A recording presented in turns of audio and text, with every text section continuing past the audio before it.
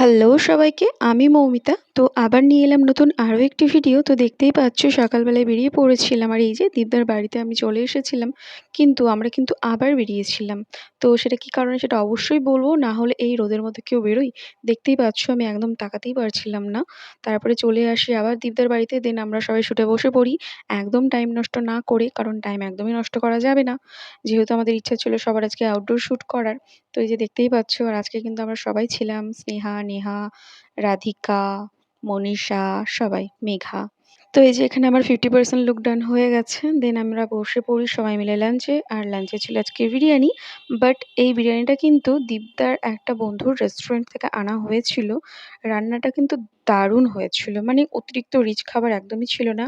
একটু ঘরোয়া, ঘরোয়া ব্যাপারটা ছিল, যেটা আমাদের সবার খুব ভালো লেগেছিল।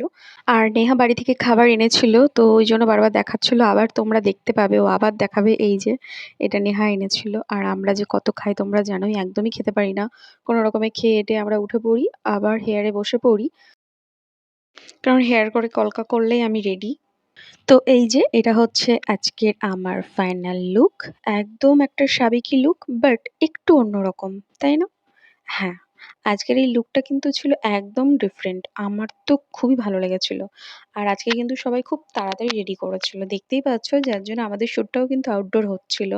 আর তখনও কিন্তু রোদ ছিল। মানে বুঝতে পারছো কত তাড়াতাড়ি ওরা কাজ করেছে। আর সত্যি বলতে প্রত্যেকের কাজ কিন্তু খুবই সুন্দর, খুবই। এত নিট অ্যান্ড ক্লিন কাজ করেছে না, যে কি বলবো! স্টুডেন্ট ওয়ার্ক তো একদমই মনে হচ্ছিল না। তো এই যে এখানে আমার শ্যুট চলছিল। তো আমার আগেও কিন্তু ২-১ জনের শ্যুট হয়ে গেছে। তারপরে আমি করেছি। তাহলে বুঝতে পারছো কতটা তাড়াতাড়ি হয়েছিল। আর এই শাড়িটা, এই শাড়ির কালারটা আমার জাস্ট দারুণ লাগে, কি বলবো! তারপরে আমরা সবাই রাস্তায় বেরোবো, আর ভেল করবো না তা কি হয়?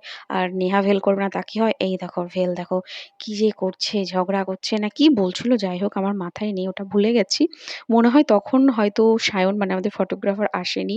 যার জন্য আমরা রাস্তায় দাঁড়িয়ে এগুলো করছিলাম, ভেল করছিলাম যে কখন আসবে আমরা শ্যুট করে বাড়ি যাবো। না, না সেজন্য নয়। লাস্টে একটা টুইস্ট আছে, সেটা তোমরা অবশ্যই দেখতে পাবে।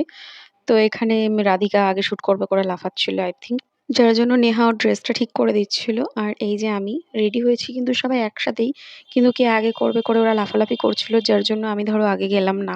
তো নিজের ভিডিওই নিচ্ছিলাম। দেন শ্যুট হয়ে যাওয়ার পরে আমরা চলে আসি ঘরে। তো এখানে লাইভ হবে বলে। আর এই যে জয়াদি, জয়াদি ছিল আজকের আমার মেকআপ আর্টিস্ট। খুবই ভালো, খুবই সুইট। তোমার যদি ওদের কাজ ভালো লাগে অবশ্যই বলো। আর এই যে শ্যুটের শেষে এটাই ছিল আমাদের বাকি। হ্যাঁ, হ্যাপি হোলি। তো হোলি কিন্তু তার ২ দিন পরে ছিল। আমরা অ্যাডভান্স হোলি খেলে নিয়েছিলাম দীপদার বাড়িতে।